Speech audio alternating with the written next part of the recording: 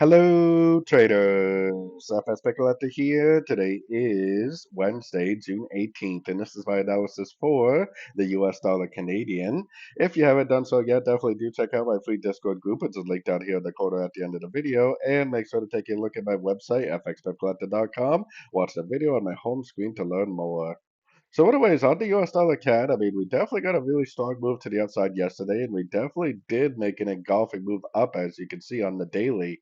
So I definitely would be looking for longs on sort of time frames. I would be a little bit cautious though, because we do not have a break of structure, which for me, a break of structure is really what will confirm that this potential wave 5 is over, and that we are potentially going up in a much, much bigger way.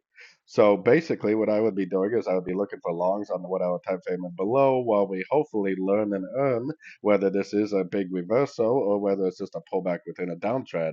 So I have my Fibonacci retracement on the last impulsive move up. I personally would like to see a better pullback, more of a one, two, three-way pullback. So it'd be nice to see this go down again, maybe to the 38 or the 50% before we actually get a good entry to go long, potentially for the continuation of a turn on the daily time frame. Now, today is FOMC interest rate news. It's a very big news event. I definitely would expect to see some volatility today. I will be live streaming for that news event on YouTube at the time of the news. So definitely make sure you stop in so that way you can see my latest analysis on all your favorite pairs.